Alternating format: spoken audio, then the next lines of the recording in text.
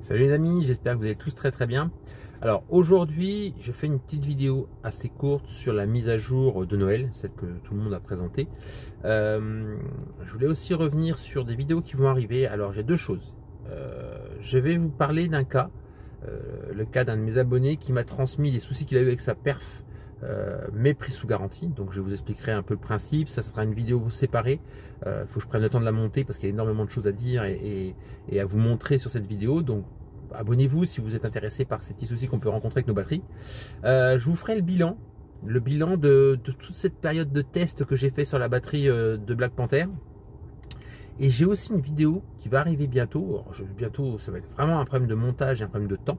Mais sur 3000 km en Tesla, en gros, je suis parti un jeudi pour aller à Coimbra d'une traite, 23 heures de route en Tesla, en modèle avec Black Panther. Et je suis revenu le lundi aussi d'une traite avec 21 heures de route de tête, 21 heures de route, même trajet, mais vous verrez pourquoi il y a une différence. Et vous allez voir que c'est assez instructif. Pour une voiture qui a 177 000 km, on pourrait avoir peur de faire ces 3000 km là en quelques jours. Et ben vous allez voir dans ces vidéos, je vais faire en deux coups parce que c'est deux vidéos assez longues.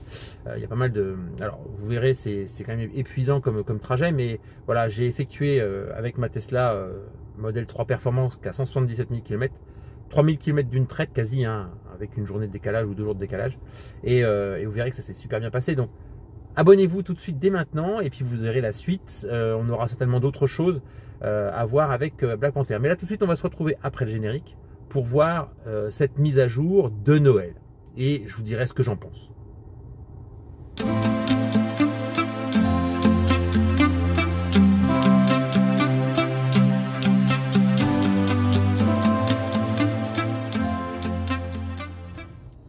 Alors voilà, mise à jour de Noël. Donc, alors les mises à jour de Noël, souvent, elles sont comme ceci. Elles finissent par 25 hein, pour Noël. Donc la 2024 44 25. Alors ça c'est une point 2, il y a eu une point 1 certainement. Alors qu'est-ce que nous donnent les notes de mise à jour? Je vais vous avouer que pour cette année, j'ai pas trouvé cette mise à jour miraculeuse. Alors voilà, il faut avoir des choses particulières pour pouvoir l'utiliser. Donc par exemple, là il y a une compatibilité avec Apple Watch. En fait vous allez pouvoir ouvrir votre voiture sans votre téléphone avec votre Apple Watch. Vous allez avoir différentes petites fonctions grâce à l'Apple Watch. Je n'en ai pas, je n'ai pas l'intention d'en acheter pour avoir cette fonction là, mais voilà, c'est un petit plus. Ensuite quelque chose de pas mal, visionneuse en fait de la dashcam sur l'application mobile. Donc ça c'est pas mal, on va directement pouvoir lire sur l'application mobile les différentes séquences vidéo. D'ailleurs, depuis cette mise à jour aussi, on a les notifications. Si quelqu'un essaie d'ouvrir une porte, si quelqu'un s'approche du véhicule et que le sentinelle est activé, on a une notification qui apparaît, ce qu'on n'avait pas auparavant. Donc ça, c'est vraiment bien. Donc tout ça, ça se contrôle dans contrôle sécurité, visionneuse dashcam. Donc si je fais ça, contrôle, et on doit, faut activer le sentinelle. Voilà. Et puis c'est tout. Sécurité, pardon, je vais regarder quand même. Ah oui, je crois que je l'ai activé moi. Je l'ai activé, je crois que c'est tout en bas. Ah non, ce que j'ai activé c'est ça. Mais ça on va en reparler après. Ensuite, ça c'est pas mal. Quelque chose qu'on attendait depuis très longtemps. Pouvoir définir à l'arrivée un niveau d'énergie. Donc si par exemple vous arrivez en vacances, comme moi j'étais à Coimbra, là j'avais pas de quoi me recharger sur place, eh ben j'aurais pu, alors j'ai eu la mise à jour en cours donc j'ai pas pu le faire, mais j'aurais pu définir que j'ai tant de pourcents de charge à l'arrivée et donc elle vous aurait collé une charge juste avant d'arriver pour avoir ce pourcentage là. Donc ça c'est pas mal. Ça serait bien, il y a encore plein de choses au niveau du planificateur qu'on pourrait améliorer. Vous verrez dans ma vidéo sur mon trajet, il y a pas mal de fois où il a fallu que je retouche à l'itinéraire parce que c'était assez compliqué d'avoir le chemin que je voulais. Et puis aussi des choses que j'ai pas trop aimé, surtout sur le retour où la voiture arrivait quasiment à 100 mètres du superchargeur. Paf, elle se rend compte qu'elle est capable de pouvoir aller plus loin et automatiquement elle vous relance elle vous laisse pas le choix en fait, elle vous change le trajet. Et ça, quand vous faites de la route comme j'ai fait là où j'étais crevé, où il fallait que je m'arrête au superchargeur pour au moins piquer un petit somme, non, elle avait décidé de continuer et je pense que si j'avais suivi, j'aurais fini par avoir un accident. Donc ça, il y a encore pas mal de choses à améliorer Tesla sur ce planificateur. Lorsqu'il y a un itinéraire et qu'on veut passer par ce superchargeur-là, ben, si on veut le définir, ou si la voiture veut changer, ben, elle propose de changer. Et elle ne le fait pas automatiquement, même si c'est pas mal de le faire automatiquement, mais ce serait bien de le proposer. Voilà. Ensuite, ben, des points d'intérêt, ce qu'on a pas mal avec Waze, des points d'intérêt sur votre trajet, comme des cafés, des fast-food, voilà, sur chacun des trajets, ce qui vous permet aussi ben, finalement de mettre des étapes éventuelles pour savoir à quel moment je vais m'arrêter pour telle ou telle raison, petit détour, voilà. Ça c'est une chose pas mal. Météo à destination, ben ça c'est bien, je trouve ça pas mal. Autant vous voyez la petite météo qu'on a ici sert à rien, celle-ci ne sert à rien, parce qu'on est sur place, donc si on ouvre un peu ses yeux, ben on voit le temps qu'il fait. Autant à destination ça peut être intéressant. Je vous avouerai que, ben tiens on va faire un test. Je vais taper n'importe où, je m'en fous. Donc je vais prendre tiens, lycée campus, je sais pas ce que ça va être. Tac. Maintenant, tournez à droite. Alors, sur rue de Reims. Où est-ce qu'on va trouver cette météo? Est-ce qu'on a... Ah ben voilà, regardez, c'est ici. Météo, on l'a ici, on a les 4 degrés à l'arrivée. Je sais pas si on a... Voilà, si, si c'est pas mal. Vous voyez, on a une météo à l'arrivée. Ça, c'est pas mal. Alors, si je vais un peu plus loin dans ma recherche, je vais aller plus loin, je vais aller au Portugal. Là où je suis allé, je vous dis dans les vidéos qui vont arriver, je suis allé à Coimbra. Et là, vous allez voir, petit trajet. Tournez à gauche sur rue de Reims. Petit trajet. Alors, on a la météo, je pense, à l'arrivée. Voyez. Alors ça, c'est pas mal. Ah, flûte. On a la météo à l'arrivée.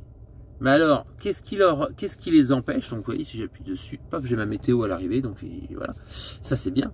Mais pourquoi on n'aurait pas la météo sur les autres? J'ai plein d'arrêts là, ben, ça ne coûterait pas bien plus cher d'avoir la météo à l'arrêt, comme ça me permet de savoir quel temps il fait quand je vais arriver, etc.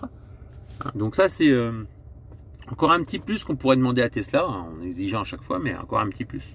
Vous voyez, ça c'est le trajet que j'ai fait, et vous allez avoir 2 vidéos là-dessus, trajet aller et retour, d'une traite. Donc vous allez voir que c'est pas aussi simple que ça en a l'air, mais voilà, c'était une super expérience.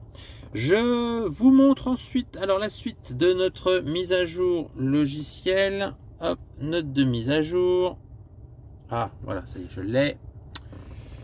Une chose que j'ai trouvé pas mal aussi, on va aller regarder. Il y a des... Alors, donc ça, on était sur la météo. Alerte de circulation transversale. Je ne l'ai pas eu, parce que je ne l'ai pas eu. Ma femme l'a eu, elle m'a dit oui, ça marche pas mal. Ça permet de voir qu'en fait, quand vous enclenchez... la marche arrière, s'il y a un véhicule qui va arriver en latéral avec un voyant rouge sur l'écran, ce serait bien que ce soit combiné à un bip. Moi je trouve que ce serait pas mal. Donc je sais pas s'il y a un bip, moi je l'ai jamais testé. Ma femme m'a pas parlé de bip, donc je pense qu'il y a juste une couleur. Donc ça c'est bien, mais c'est encore pas abouti, encore des petites choses qui pourraient être améliorées.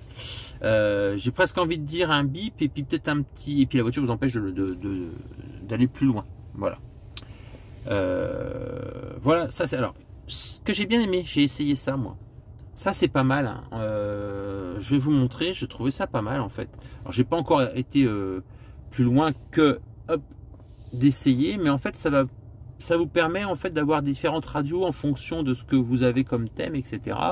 Vous pouvez avoir une bibliothèque, vous pouvez parcourir plein d'autres choses. Alors moi ça vient d'être ouvert, donc j'ai pas mal de choses américaines visiblement.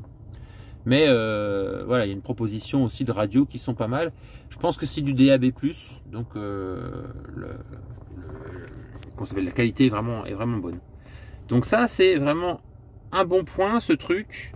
Alors le nom, franchement, je ne vais pas m'amuser à vous le redire. C'est Tidal, Tudel, je sais pas quoi. Alors, ça c'est toujours un peu compliqué. Voilà. Ensuite, dans les mises à jour, j'ai essayé aussi, il y a un nouveau mise à jour jeu de lumière. Vous l'essayerez, il est assez sympa. C'est un nouveau jeu de lumière avec la voiture, il s'appelle Cyber Symphony. Donc c'est pas mal, c'est assez joli, voilà, c'est encore un truc, c'est pas indispensable, mais c'est toujours intéressant d'avoir ça. Il y a des mises à jour aussi de jeux. Donc voilà, ça c'est une petite chose. Mise à jour, alors 2 choses. dans cette mise à jour là aussi, au niveau cinéma ou au niveau vidéo via le navigateur internet, vous savez que quand vous roulez, vous n'avez pas le droit bien sûr de regarder l'écran avec une vidéo, etc. Sur certaines voitures, ça le fait.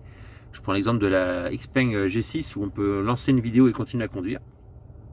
Sur Tesla, bien sûr, ça ne le fait pas. Par contre, ce que ça fait, c'est que ça vous coupe la vidéo. Par contre, ça vous laisse le son. Alors, c'est vrai que ça vous fait un peu comme un podcast ou ça vous fait un peu comme un livre audio. En fait, vous pouvez partir avec, je sais pas, vous mettez sur Disney+, vous mettez un film, et puis vous avez en fond les dialogues du film, etc. Voilà, ça peut être intéressant. J'en ai pas particulièrement, je vois pas vraiment l'intérêt, mais ça peut être intéressant. Ensuite, contrôle des sièges. Alors ça, vous me direz en commentaire. Moi, je viens de le tester sur ma voiture, siège. Eh bien, ça ne fonctionne pas bien. C'est-à-dire que quand je fais ça, ça avance ça fait un petit mouvement, tout petit mouvement, et ça va pas plus loin. Donc, c'est pas top, en sachant qu'avec les sexy buttons, on a la possibilité d'avoir un pré-enregistrement d'une position ou 2 positions, voire 3 positions pour le siège passager. Donc, c'est plus performant que ce que nous propose Tesla. Bon, après, on peut continuer à activer le chauffage, etc. Ça, c'est autre chose. Mais ouais, moi, sur ma mise à jour, ça ne marche pas bien. Voilà. Ensuite, ça, c'est bien aussi. Récapitulatif des entretiens. Alors, attendez, je vais retourner là. C'est dans entretien ici. Et ici, on a entretien. Donc, ça vous permet de mettre à jour vos entretiens. Ce qui m'ennuie, c'est bien, ok. Sauf que là, je vais vous donner un exemple tout simple. Ici, 12 mars, j'ai pas de date. J'ai une 12 mars, de quelle année, j'en sais rien. C'est pas moi qui les ai changés, je ne sais pas quand est-ce que ça a été fait. Et quand vous voulez enregistrer un truc, ici, par exemple, si je fais enregistrer, je peux pas modifier la date. Vous voyez, mon contrôle de parallélisme, moi, il a été fait il y a quelques temps. Ça n'a pas été indiqué ici. J'aurais voulu l'ajouter, mais je peux pas. Donc ça, c'est pas top. Comme je ne peux pas rajouter autre chose. Du genre, j'ai changé mes plaquettes de frein, je peux pas. J'ai purgé mon liquide de refroidissement, je peux pas. Vous voyez, donc des personnes comme moi qui faisons un peu notre entretien personnel de véhicule, eh ben on peut pas rajouter des choses. Par contre, ils n'ont pas oublié de mettre ça. Hein. Demander un entretien, ça ils n'ont pas oublié. Hein. Ça, vous pouvez faire une demande d'entretien et ils vous expliquent comment on fait. Mais par contre, vous rajoutez quelque chose, ben vous pouvez pas. Vous pouvez pas et vous pouvez surtout pas changer de date. Ça. Bon, alors ça, ils reviennent dans l'entretien, ça c'est pour les rotations de pneus, mais pour les autres, vous pouvez pas changer de date. Donc ça, j'ai pas trouvé ça terrible. Et ensuite, on va revenir sur, je crois, des mises à jour mineures. Qu'est-ce qu'ils nous disent dans les mises à jour mineures? Alors, stationnement à proximité pour... Alors, appuyez sur stationnement à proximité sur la page point d'intérêt pour obtenir leur direction et démarrer un nouveau trajet. Bon, ça c'est oui quand vous sélectionnez un point d'intérêt sur la carte. Vous recevez une notification sur votre application, voilà, en cas de tentative d'ouverture, ce que je vous expliquais tout à l'heure. Ça c'est bien. La visionneuse passe directement à l'événement enregistré. Ben, ça c'est quand vous visionnez vos dashcams, ben, ça passe au suivant et vous n'êtes pas obligé de ressortir et de revenir. Ça c'est aussi pas mal. La page de consommation a changé, ouais, on va regarder ça, c'est pas mal aussi, j'ai trouvé ça bien foutu. Mais on va regarder tout de suite les pages de consommation. Tac, et c'est ça qui a changé. Alors avant, vous savez, on avait nominal, machin, truc bidule. Bon, bah là, vous l'avez toujours ici, c'est marqué votre moyenne et la nominale. Donc la nominale, elle est ici, en noir, et la moyenne, c'est celle qui est au-dessus. Alors la moyenne, elle est haute, là, parce que j'ai fait l'autoroute, hein, donc 3000 km d'autoroute, c'est pas... Il y a une semaine de ça. Voilà, donc ça c'est pas mal, ça change de la présentation et c'est à mon avis plus clair que les précédentes. Voilà, ce qui est pas mal aussi, c'est cette ligne ici, là où on vous dit que vous avez consommé 56 kW sur les 300 derniers kilomètres. Ça vous permet de faire un peu une moyenne de conso.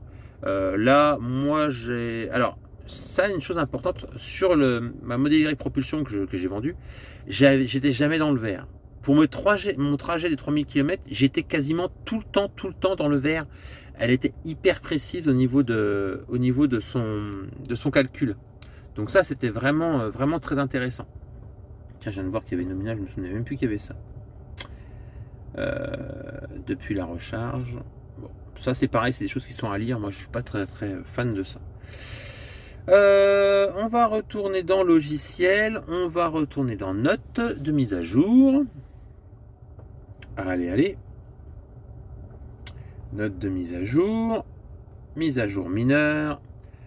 Donc ça c'est la page de consommation. Lorsque vous naviguez vers un superchargeur et vous y arrivez, vous recevez une notification à l'écran tactile vous informant de l'éventuelle présence de bornes hors service. Donc ça c'est pas mal aussi, c'est-à-dire que quand vous arrivez à un superchargeur, si vous avez personne à la borne, c'est qu'elle est libre, ou alors elle est en panne. Ça m'est arrivé une fois, la borne était en panne, donc vous commencez à vous engager, et puis tout le monde va vous dire ah non mais elle est en panne, n'y allez pas. Donc là ce sera indiqué.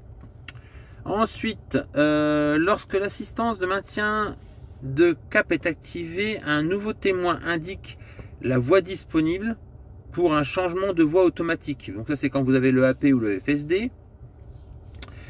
Le volume sera automatiquement, alors ça vous devez le cocher, le volume sera automatiquement réduit lorsque vous entamez la marche arrière. Avant vous aviez le volume de la musique qui restait pareil, mais là vous allez voir, hop, le volume va se baisser quand vous enclencherez la marche arrière, ce qui est pas mal, ce qui est sécurisant. Et des corrections mineures ont été appliquées comme à chaque fois. Donc moi je pense qu'il y aura une nouvelle correction, vous savez, pour l'histoire du siège là qui ne se bouge pas particulièrement d'une manière top. Donc voilà, mise à jour de Noël. Franchement, c'est pas miraculeux. On a eu des plus belles mises à jour, des plus belles présentations. Moi j'aurais espéré qu'ils aient fait un effort au niveau de la pagination pour mon véhicule. Vous savez que moi j'ai un Intel Atom. Et je n'ai pas, comme les nouveaux, la voiture en grand comme ça en présentation. Je pensais qu'ils allaient être capables de, en limitant la puissance de certaines, ou le graphisme, peut-être qu'ils auraient pu faire quelque chose. Ça on ne l'a pas. Voilà, allez, on va s'arrêter là. C'est pas la peine que j'épilogue beaucoup plus longtemps. Donc, mise à jour de Noël, c'est ça. Quelque chose d'intéressant, pas une folie, mais c'est pas mal quand même. Abonnez-vous, je vous dis, j'ai deux vidéos hyper intéressantes sur des gros trajets faits en une seule fois en Tesla, et vous verrez que c'est vachement mieux que le faire en thermique. Et puis voilà. Allez, je vous dis à tous, ciao.